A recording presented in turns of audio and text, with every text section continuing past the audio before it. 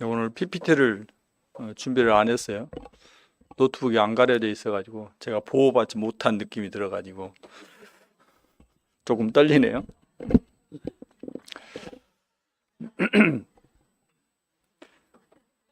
네. 오늘부터 빌립보서 말씀을 이렇게 교제하려고 합니다. 저희가 이제 성경을 보면서 가장 중요한 것은 이제 하나님께서 이제 성경을 사람들을 통해서 기록을 하셨잖아요. 근데 이제 사람들을 통해서 기록을 하셨는데, 이제 디모데전서에서 하나님께서 성경은 하나님의 감동으로 된 것이다.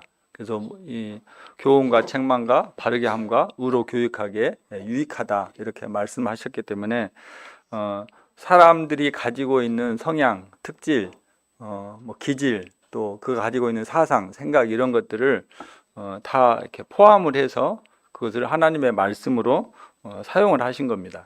그래서 이제 이걸 그 어려운 말로 축자 영감설 이렇게 이야기를 해요. 우리가 이제 그것까지 알 필요는 없는데, 받아쓰기를 한 게 아니고 하나님이 불러주신 대로 야 이렇게 써 이렇게 한 게 아니고, 그 사람이 가지고 있는 지식적인 수준일 수도 있고 그 당대 문화일 수도 있고, 이런 모든 것들을 다 사용을 해서 하나님이 감동케 하셨다.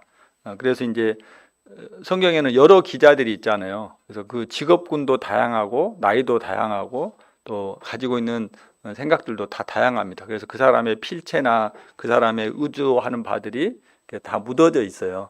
그래서 약 40여 명의 기자가 있고 또 그들을 통해서 하나님께서 이 성경을 기록하게 하신 것입니다.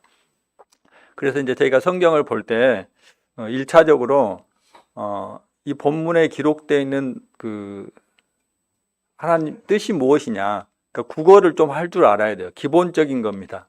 그래서 제가 이제 이걸 하면서 공부를 좀 열심히 할 걸 하는 생각이 들었어요.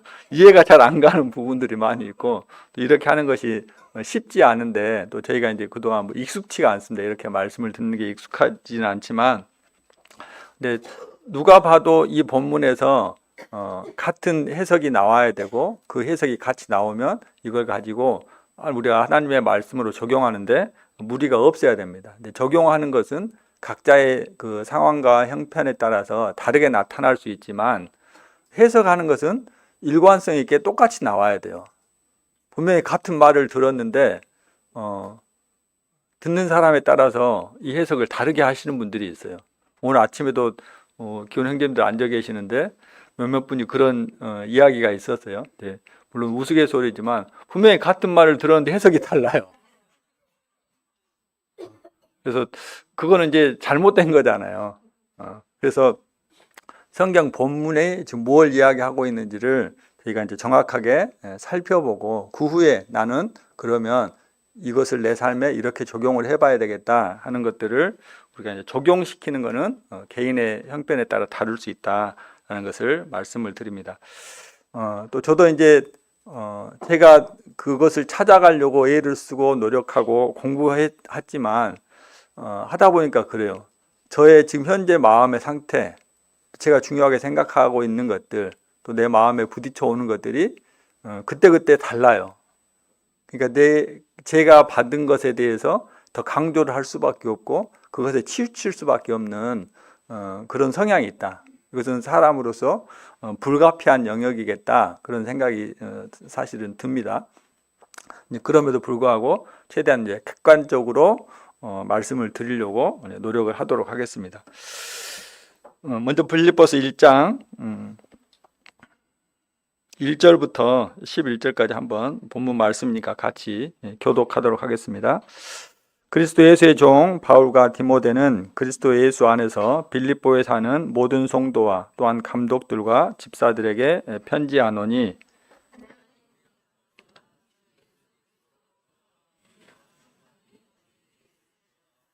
내가 너희를 생각할 때마다 나의 하나님께 감사하며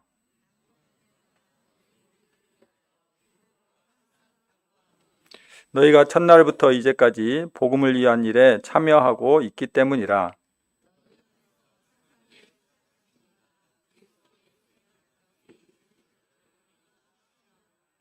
내가 너희 무리를 위하여 이와 같이 생각하는 것이 마땅하니 이는 너희가 내 마음에 있음이며 나의 매임과 복음을 변명함과 확정함에 너희가 다 나와 함께 은혜에 참여한 자가 됨이라.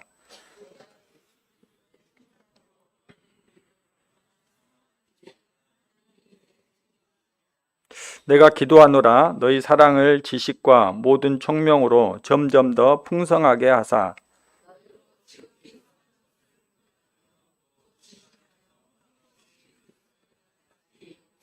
예수 그리스도로 말미암아 의의 열매가 가득하여 하나님의 영광과 찬송이 되기를 원하노라.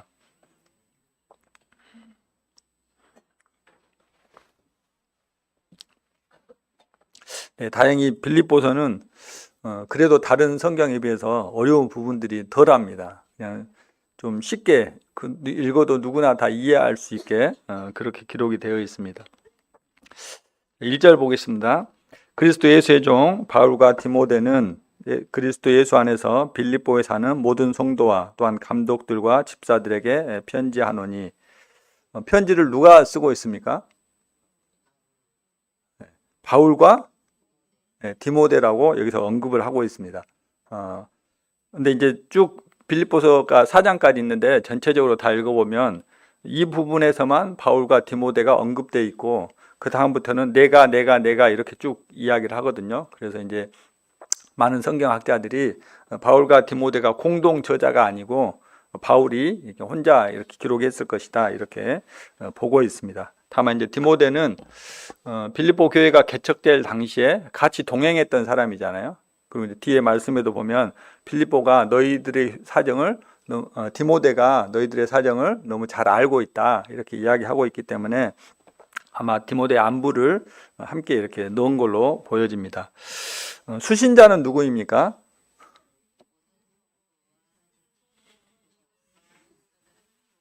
네, 빌립보에 살고 있는 모든 성도와 또한 감독들과 집사들 이렇게 기록하고 있습니다. 그래서 편지를 쓴 사람은 바울이고 이 편지를 받아본 사람은 빌립보에 살고 있는 성도들과 감독들과 집사들이다 이렇게 이야기하고 있습니다.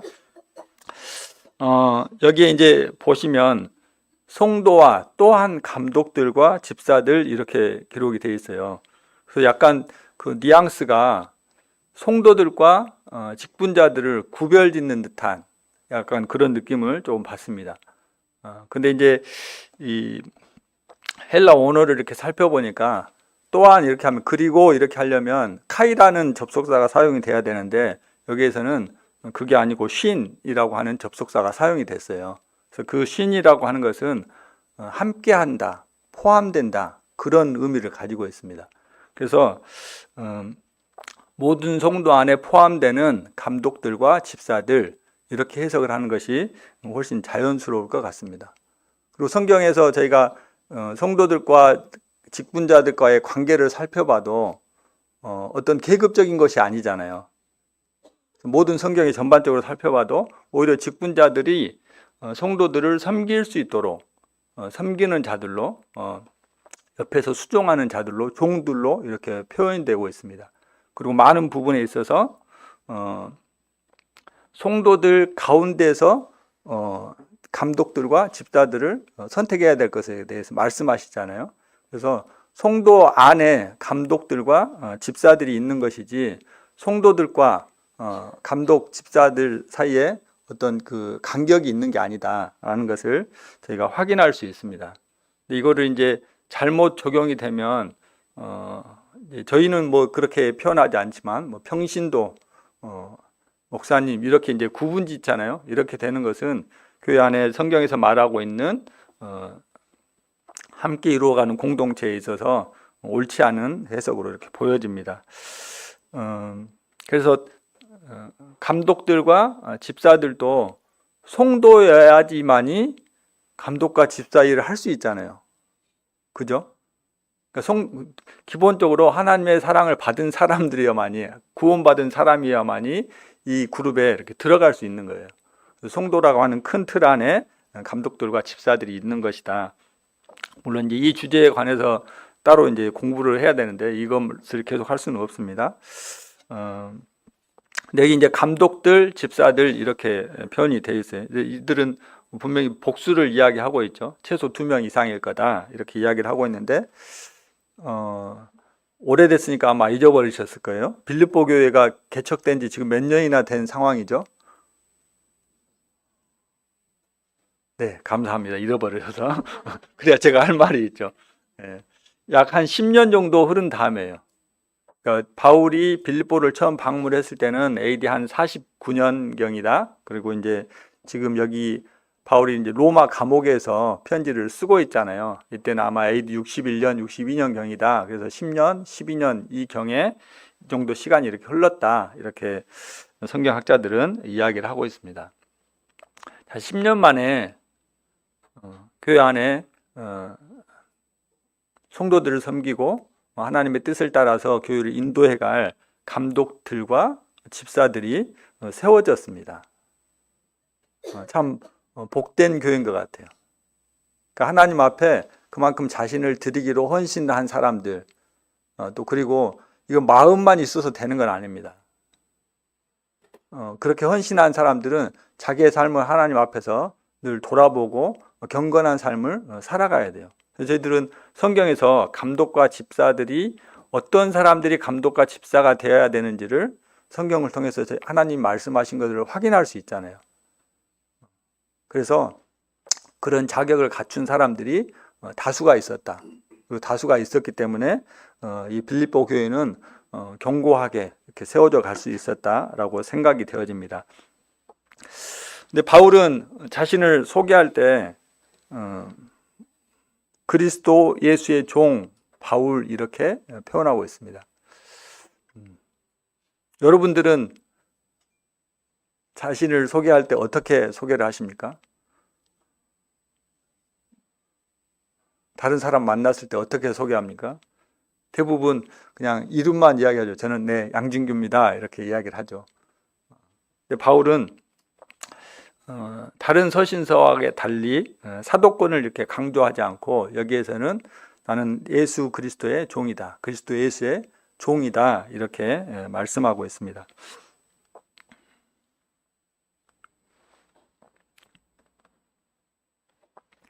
아시는 것처럼 종은 자기가 마음대로 사용할 수 있는 시간과 자유의지가 없는 사람들입니다. 그런데 바울은 이렇게 소개하는 자신에 대해서 개의치 않고 당당하게 표현을 했던 것 같아요. 내가 예수 그리스도의 종이다. 근데 우리도 사실은 그런 고백을 많이 하죠. 그리고 은연중에 그런 이야기를 합니다. 또 많이 합니다. 주님, 주님 소리를 많이 하잖아요.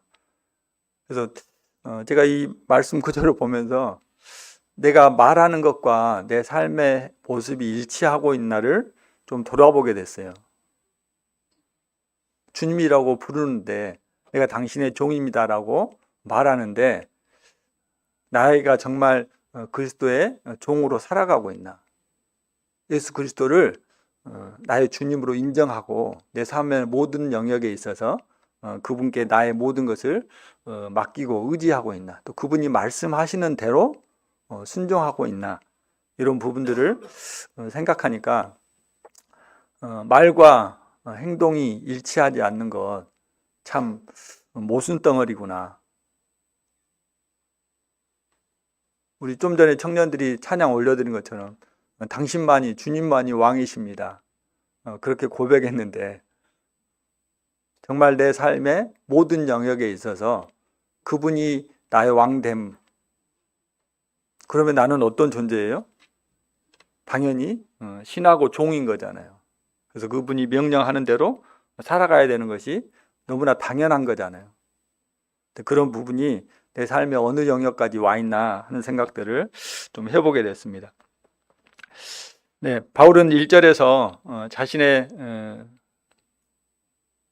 모습, 자신이 하나님 앞에서 위치를 이렇게 생각하고 있습니다. 그리고 이제 자기가 마음을 들여서 전도했던, 또 하나님의 인도하심을 받아서 전도했던 빌립보에 살고 있는 성도들에게 이 서신을 띄우고 있습니다.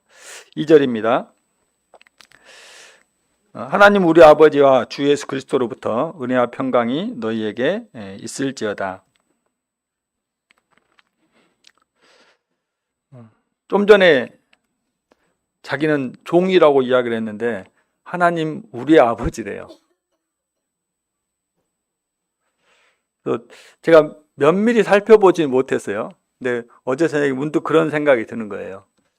하나님이 우리를 향해서 종이라고 말씀하신 부분이 있나?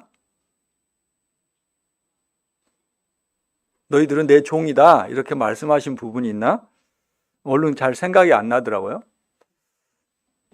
근데 내가 너를 사랑하는 내 자녀다. 또 너희가 우리가 그리스도를 형제라고 부르는데 그것을 부끄러워하지 않는다. 내가 아바 아버지라 부르는 것을 부끄러워하지 않는다. 이런 말씀들이 있어요. 그리고 내가 다시는 너희들을 종이라고 하지 않고 형제라고 친구다. 이렇게 말씀하셨거든요. 그래서 아마도 이제 저는 이렇게 해석이 되어졌습니다. 고대 시대 때 종이 자기가 형편이 어려워가지고 종살이를 하잖아요. 그래서 오랜 기간 동안 종살이를 해서 이제 때가 되면 다시 풀려나게끔 되어 있어요. 근데 그때 종이 그런 고백을 하죠. 이 주인이 나에게 너무 사랑을 베풀어 줬어요. 너무 감사했어요. 그래서 종이 스스로 너무 주인을 사랑해서 제가 스스로 당신의 종이 되겠습니다. 그리고 그에 대한 표시로 길을 뚫었잖아요. 제가 평생 이제 당신의 종으로 살겠습니다. 당신의 나의 주인님으로 모시고 살겠습니다. 아마 이런 관계가 아닌가 싶은 생각이 되어졌습니다. 바울이 어떠한 구원받기 전에, 예수님을 만나기 전에 어떤 모습이었어요? 그는 하나님의 이름으로 사람을 잡으러 다녔던 사람이에요. 심지어 죽이기까지 했어요. 하나님의 이름으로. 그것이 옳다고 인정하던 사람이었어요. 그리고 그렇게 하는 사람들을 칭찬하고 독려하던 사람이었어요. 그래, 너희가 잘하고 있어. 하나님이 기뻐하실 거야. 근데 예수님을 만나고 난 다음부터 그가 자신이 얼마나 하나님 앞에서 그릇된 모습으로 살아왔는지 자신의 모습을 깨달아 알게 됩니다. 그래서 그가 고백하기를 나는 죄인 중에 괴수와 같습니다. 제가 열심으로는 교회를 핍박하던 사람입니다. 그래서 바울은 하나님의 사랑을 알고 난 이후로, 예수 그리스도의 사랑을 알고 난 이후로 스스로 저는 예수 그리스도의 종입니다. 이렇게 고백했던 것 같아요. 그러나 하나님은 우리의 고백을 진솔하게 받으시고, 근데 그래, 내가 너를 값을 주고 샀지만 너는 이제 내 아들이야. 내가 잃어버렸다가 다시 찾은 내 아들이야. 이렇게 저희들을 사랑으로 대해주시는 참 좋으신 우리 아버지이십니다. 하나님 우리 아버지와 주 예수 그리스도로부터 은혜와 평강이 너희에게 있을지어다. 네. 여기 이제 인사를 하고 있어요. 은혜와 평강이 너희에게 있을지어다.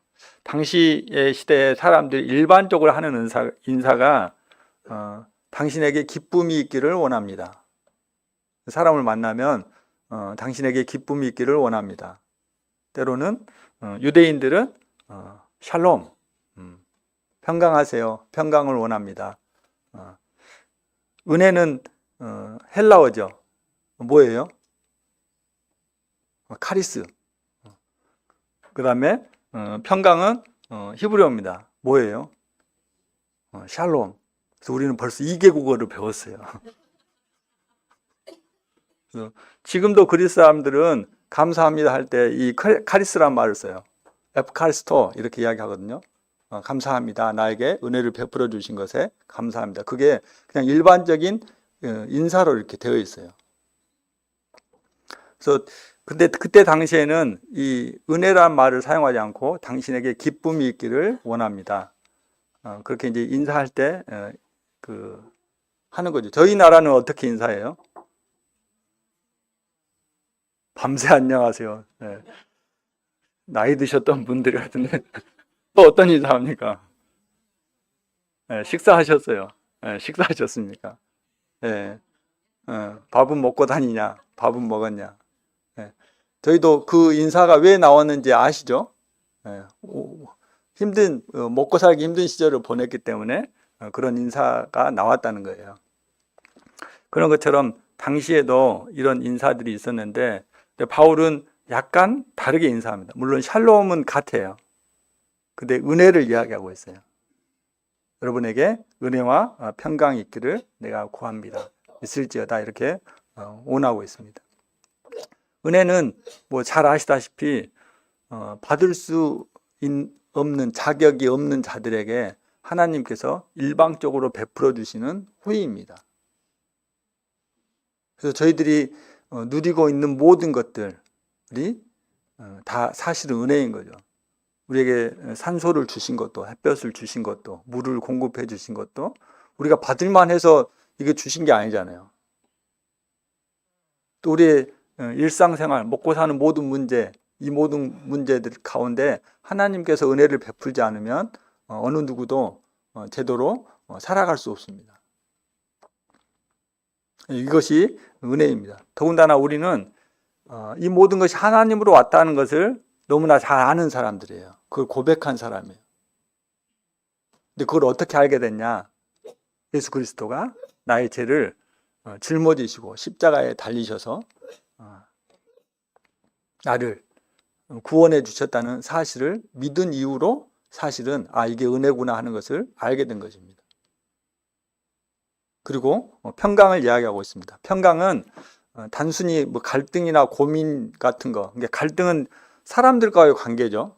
거기에서 오는 갈등이 있어요. 어려움이 있어요. 고민은 내 개인적인 겁니다. 그런 것들이 없는 상태를 이야기하는 게 아니고 그런 것들이 있다 할지라도 마음이 편안한 상태, 문제가 안 되는 상태. 그래서 은혜를 아는 사람은 평강할 수 있어요. 아멘 되십니까? 네. 은혜를 아는 사람이면 평강할 수 있습니다. 하나님이 우리에게 고난도 주시고 행복도 주신다. 주시는 분도 하나님이시고 취하시는 분도 하나님이시다. 그래서 이것을 아는 사람은 은혜 가운데 평강할 수 있어요. 근데 이걸 반대로 내 마음이 편안하면 은혜가 넘쳐요. 이렇게 해석하면 순서가 바뀌면 안 돼요. 그래서 하나님으로부터 온 것, 하나님이 나에게 주신 것, 그 가운데 있을 때 우리는 평강할 수 있는 것입니다. 본문에서도 이야기하고 있어요. 하나님과 그리스도로부터 은혜와 평강이 너희에게 있을지어다. 자, 질문 하나 드릴게요. 여러분 무엇으로 은혜와 평강을 누리십니까?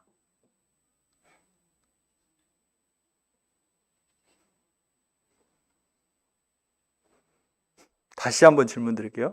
여러분은 누구로부터 은혜와 평강을 누리십니까? 저의 첫 번째 질문이 뭐였죠? 무엇으로부터? 질문 자체가 잘못됐어요. 근데 사람들의 관점은 무엇에가 훨씬 더 관심이 많습니다. 누가 나에게 뭘 줬냐보다 누가 준 것보다 내가 뭘 받았냐가 훨씬 중요해요.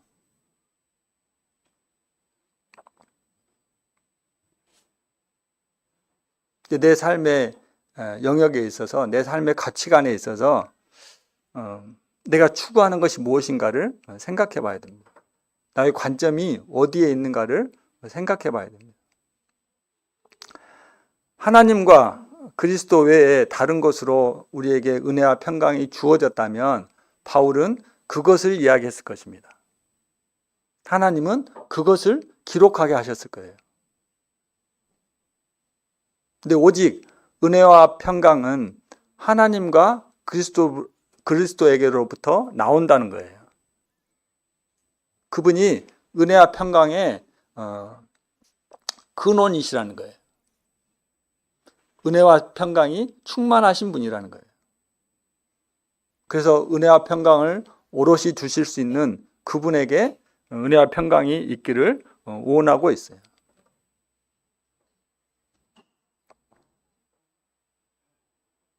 내가 편안하고 싶은 것, 내가 은혜를 누리고 싶은 것이 무엇이 되면 우리는 바른 신앙을 해나가기가 어렵습니다. 네, 3절입니다. 내가 너희를 생각할 때마다 나의 하나님께 감사하며 간구할 때마다 너희 무리를 위하여 기쁨으로 항상 간구함은 너희가 첫날부터 이제까지 복음을 위한 일에 참여하고 있기 때문이라. 네, 바울이 빌립보 성도들을 생각할 때마다 하나님께 감사하고 있다고 합니다. 또 기도할 때마다 빌립보 성도들을 생각하면서 기쁨으로 하나님 앞에 항상 기도하고 있다고 말하고 있습니다. 그 이유가 5절에 있습니다. 너희가 첫날부터 이제까지 복음을 위한 일에 참여하고 있기 때문이다. 네, 첫날부터 지금까지 복음을 위한 일에 그들이 참여하고 있기 때문에 이 일로 인해서 바울은 빌립보 교회 성도들을 생각할 때마다 감사가 넘쳤고 하나님 앞에 기쁨이 있었습니다. 지금 빌립보 교회가 개척된 지 얼마나 됐다고 했어요? 네, 10년여가 지났다고 했습니다. 첫날부터 지금까지 이렇게 이야기한 것은 아마 루디아의 그 가족들, 그 다음에 간수들의 가족들, 그 구원받은 성도들이 계속해서 이 교회 안에서 충성스럽게 복음을 위한 일에 동참하고 있었기 때문으로 보여집니다. 여기 참여하다 이렇게 되어 있는데 이 참여하다는 헬라어 저희가 너무 잘 아는 단어예요. 코이노니아. 뭐예요? 코이노니아? 교제하는 거잖아요. 그래서 빌립보 교회 성도들이 첫날부터 지금까지 복음을 위한 일에 함께 교제하고 있었다 이렇게 이야기하고 있습니다. 교제한다는 것은 그래서 단순히 성도들과 이야기 나누는 것, 주고받는 것 이거 이상의 것을 이야기하고 있습니다. 여기는 참여라고 하는 적극적인 단어를 썼어요. 동참하는 거죠. 함께 하는 거예요. 근데 사실 빌립보 교회 성도들이 바울이 복음 전하러 다니는데 항상 같이 따라다닌 건 아니잖아요. 근데 바울은 너희들이 지금까지 이 복음을 전한 일에 참여하고 있다 이렇게 이야기하고 있어요. 이제 뒤에 보시면 알겠지만 아마도 물질적으로 후원해 준 것에 대해서 그렇게 말씀한 것으로 보입니다. 그래서 이 참여, 교제 이것은 우리들 안에서 다양한 영역으로 또 보다 적극적으로 나타나는 것입니다. 그러니까 복음에 참여하기 위해서는 우리가 사역에 함께 동참해야 되는 거예요. 그러니까 반드시 그 현장에 있어야 된다 그런 의미는 아니에요. 내가 그 현장에 있지 않더라도 그것을 위해서 함께 기도하는 것이 참여하는 거겠죠. 또 물질로 돕는 것이 참여하는 거겠죠. 또 내가 할 수 있는 영역에 함께 봉사해 주는 것이 참여하는 것이 되는 것입니다. 모든 것이 이렇게 함께 합력해서 일을 이루어가는 것입니다. 물론 현장에서 말씀을 전해야 될 사람들이 있어요. 또 섬기는 일을 해야 될 사람들이 있습니다. 성도 구도자들을 이렇게 픽업하고 데리고 오고 해야 될 일들이 있습니다. 이런 일 모두가 다 함께 복음에 참여하는 거예요. 그래서 우리는 어떤 일이 있을 때, 이걸 우리는 이제 사역이라 그러죠. 일이 있을 때 거기에 참여하는 것입니다. 또 한 가지는 이 일에 하고 있는 사람들, 사역자들, 그들을 위해서도 함께 참여해야 됩니다. 그들과 함께 교제해야 됩니다. 그들도 저희들과 동일한 사람이라는 것을 잊어서는 안 돼요. 그래서 우리 모두에게 다 각자 힘든 일이 있죠.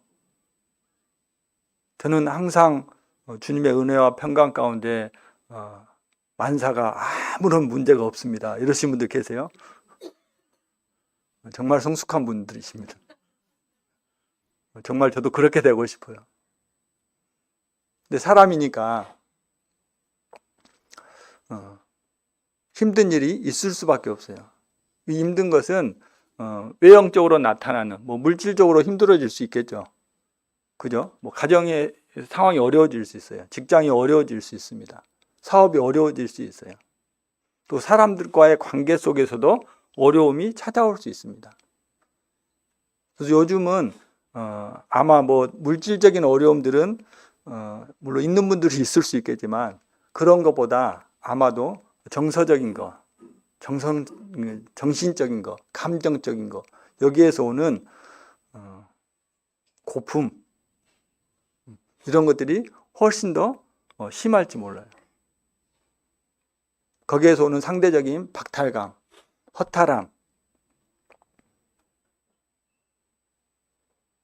그래서 그런 일하는 사람들에게 격려와 또 배려와 또 함께 울어줄 수 있는 그런 것도 복음에 함께 동역하는 겁니다.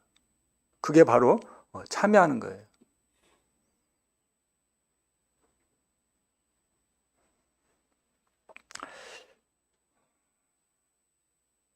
간수는 바울과 실라가 감옥에 잡혔는데 거기서 찬송하는 모습을 봤어요.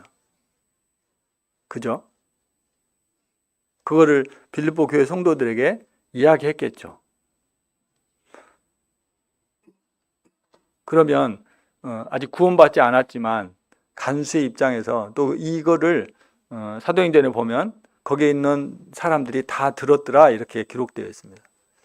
이것을 들은 사람들은 바울과 실라를 어떤 시선으로 봤을까요?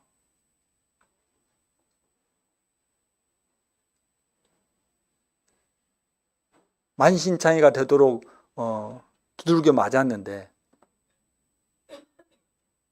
자기 몸 하나 가누기 힘들 텐데 그 차갑고 캄캄한 감옥에 와서 울어도 시원찮을 판에 내 신세 한탄을 해도 시원찮을 판에 내가 이렇게 하면 도망갈 수 있었는데 그런 꾀를 부리기 전에 그들은 거기에서 하나님 앞에 감사하고 찬양을 합니다. 그런 바울의 모습을 본 간수의 심정은 어땠을까요? 도대체 무엇이 저로 하여금 이런 상황에서도 하나님을 찬양하게 하지? 찬양을 하는지 어쩐지 그가 몰랐을 수도 있어요. 어쨌든 그가 왜 어떻게 이런 상황에서 노래할 수 있지? 간수의 마음 가운데 적어도 큰 울림이 있었을 것입니다. 그리고 그가 구원받은 이후로 바울과 실라가 당했던 이것이 얼마나 큰 아픔인지 그가 뒤늦게 알았을 것입니다. 이 모든 것 가운데 하나님의 섭리가 있었구나. 바울은 오지 않아도 됐을 수 있어요. 하나님이 다른 곳으로 인도해 주실 수도 있습니다. 빌립보가 꼭 아니어도 다른 데 가서 복음을 전할 수도 있었어요. 그 전에도 그런 표현들이 계속 나오잖아요. 다른 곳으로 가려고 했었어요. 근데 하나님이 성령이 허락하지 않으신 거예요.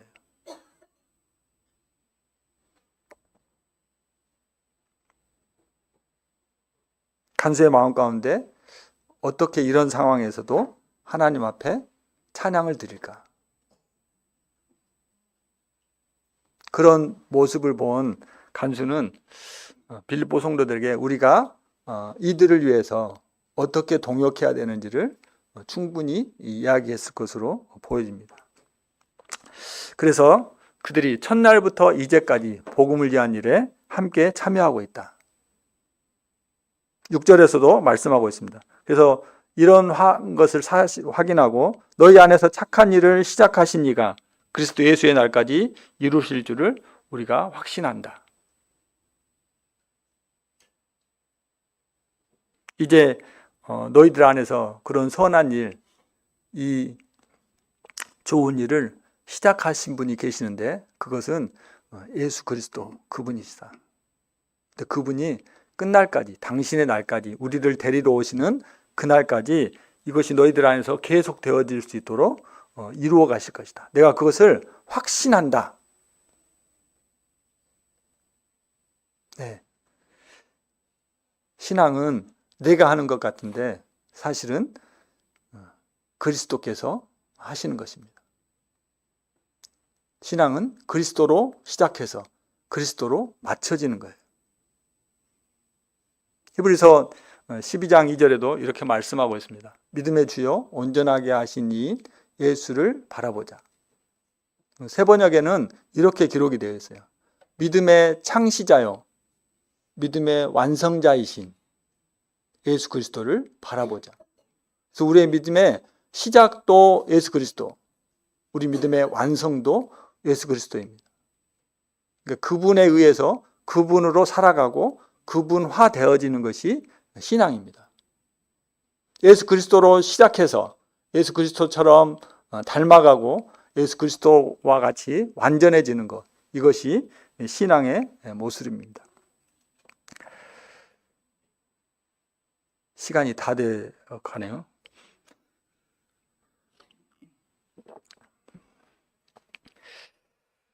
네, 사도 바울은 빌립보 성도들이 이와 같이 복음을 위해서, 하나님을 위해서 수고하고 함께 동역하고 동참하고 있는 모습에 너무나 하나님 앞에 감사하고 기쁨이 있었습니다. 그래서 그들을 생각할 때마다 하나님 앞에 감사가 되었고,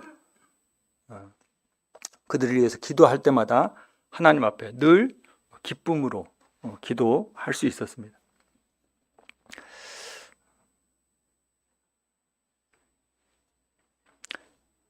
7절 보겠습니다. 내가 너희 무리를 위하여 이와 같이 생각하는 것이 마땅하다. 네, 이렇게 헌신된 빌립보 교회 성도들을 향해서 내가 너희들을 이렇게 귀하게 생각하는 것, 기쁘게 생각하는 것, 하나님 앞에 감사하게 생각하는 것이 마땅하다, 옳다, 의롭다, 이렇게 이야기하고 있습니다. 이는 너희가 내 마음에 있음이며 나의 매임과 복음을 변명함과 확정함에 너희가 다 나와 함께 은혜에 참여한 자가 되었다. 여기도 참여라는 말이 나옵니다. 참여 똑같아요. 코이노니아. 그 일에 동참하는 거예요. 근데 바울은 내가 매여 있는 것, 내가 지금 감옥에 갇혀 있는 것, 또 복음을 변증하는 것, 그리고 이것이 하나님의 말씀입니다, 이것이 옳습니다라고 이야기하는, 확증하는 것, 이것이 은혜였다고 이야기하고 있습니다. 그래서 이 은혜에 너희가 동참하고 있는 것에 내가 감사하고 있다. 8절입니다. 내가 그리스도 예수의 심장으로 너희 무리를 얼마나 사모하는지 하나님이 내 증인이시라. 네, 바울은 이 빌립보 성도들이 너무나 보고 싶었던 것 같아요. 그래서 그리스도의 심장으로 내가 너희들을 보고 싶어. 근데 이것에 증인이 있는데 살아계시는 하나님이시여. 내가 거짓말할 수 없어. 그리고 이제 이 빌립보 교회 성도들 위해서 바울이 기도합니다. 기도한 내용을 보겠습니다. 9절입니다. 내가 기도하노라 너희 사랑을 지식과 모든 청명으로 점점 더 풍성하게 하사 너희를 지극히 선한 것을 분별하며 또 진실하여 허물이 없이 그리스도의 날까지 이루고 그리스도 예수로 말미암아 의의 열매가 가득하여 하나님의 영광과 찬송이 되기를 원하노라. 기도하는 내용은 이렇습니다. 사랑이 너희들 안에서 사랑이 풍성해지기를 원한다. 지금 충분히 사랑하고 있습니까? 안 하고 있습니까? 네, 충분히 사랑하고 있어요. 근데 이것이 더 풍성해지기를 기도한대요. 근데 이 풍성해지는 비결이 있는데 그것은 뭐냐면 지식과 모든 총명으로 이렇게 되어 있습니다. 지식은 예수 그리스도를 알아가는 거예요. 아는 겁니다. 성경에서 말하고 있는 알은 모든 것이 그냥 단순한 지적으로 그분이 이런 분이네 하는 의미가 아니에요. 경험적으로 아는 것을 이야기합니다. 근데 그것이 그래 너희가 그렇게 예수님을 알았어.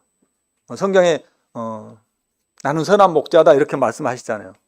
그래서 그래요. 예수님은 선한 목자입니다. 그냥 이렇게 단순히 시험 보면 문제를 풀 수 있는 그런 내용이 아니고 내 삶 가운데 그분이 나의 모든 일에 나를 선하게 인도해 주셔.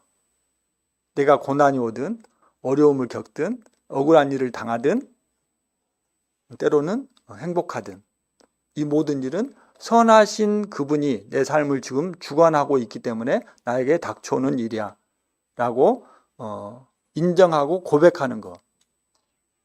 그것이 예수 그리스도를 실제로 알아가는 거죠.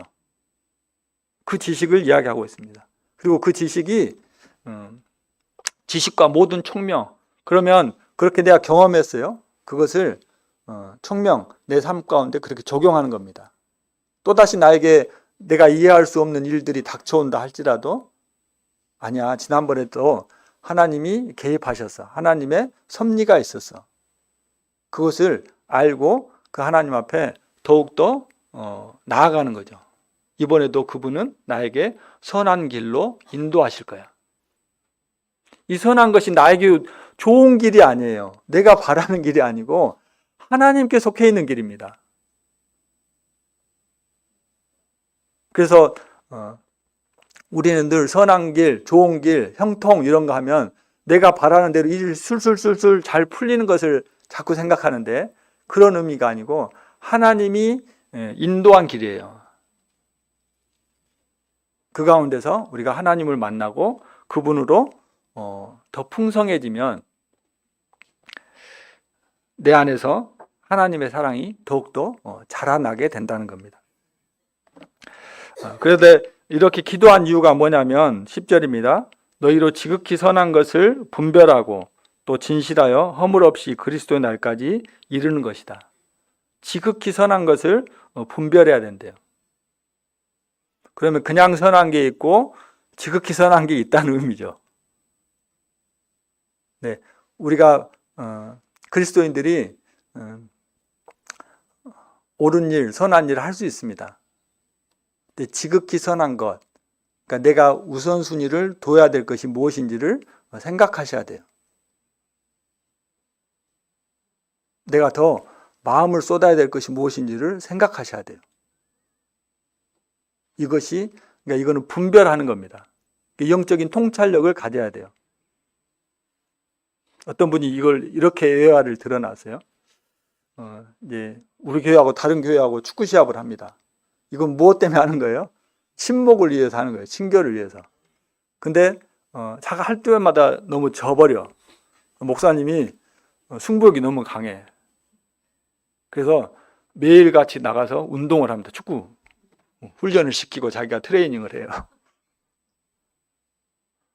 말씀을 보고 기도하고 성도들을 돌아보고 이것이 뒷전이 됐어요.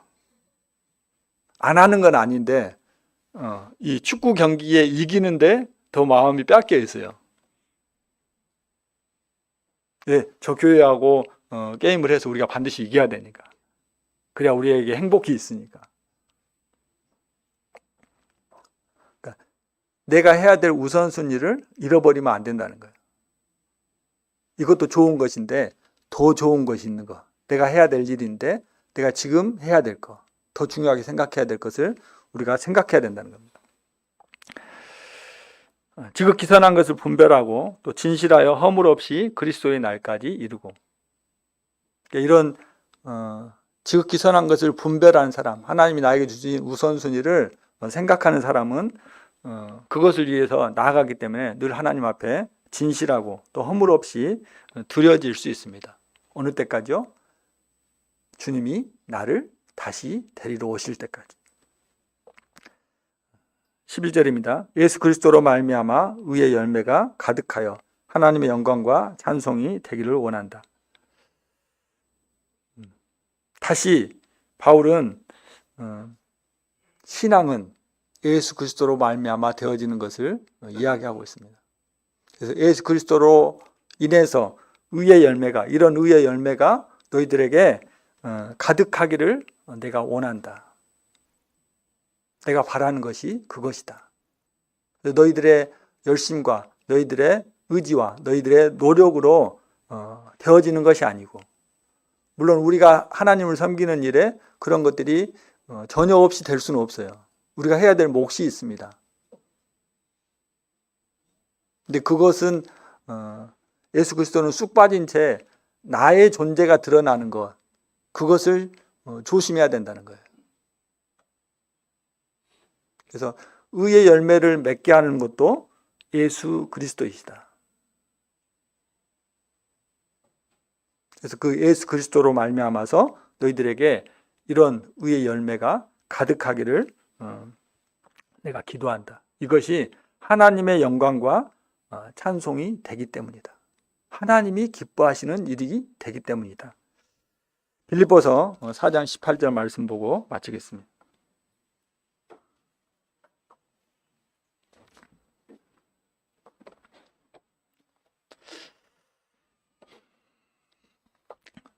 내게는 모든 것이 있고 또 풍부한지라 에바브로 디도편에 너희가 준 것을 받음으로 내가 풍족하니 이 받으실 만한 향기로운 제물이요 하나님을 기쁘시게 한 것이다.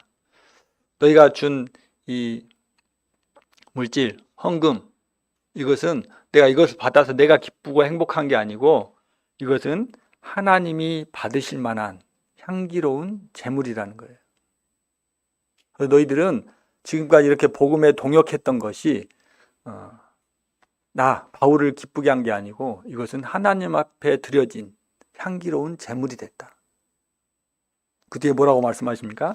하나님을 기쁘시게 한 것이다. 빌립보 성도들의 섬김을 통해서 하나님이 환하게 웃고 계십니다.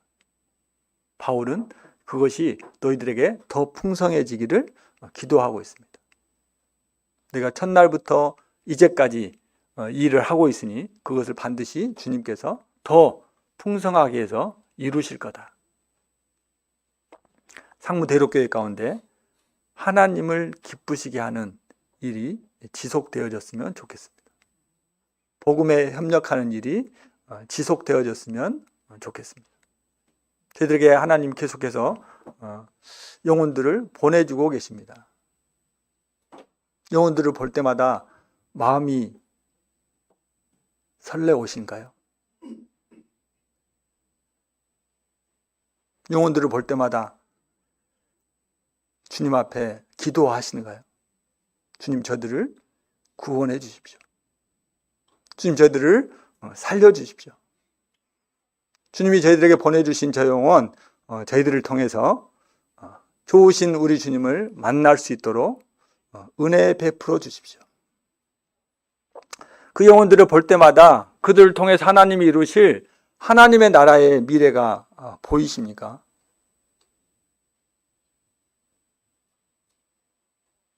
그 영혼의 인생을 통해서 하나님이 어떤 역사를 이루실지 기대가 되십니까? 저희들에게 맡겨준 그 영혼, 저희들에게 보내진 그 영혼, 그들을 위해서 우리가 함께 복음의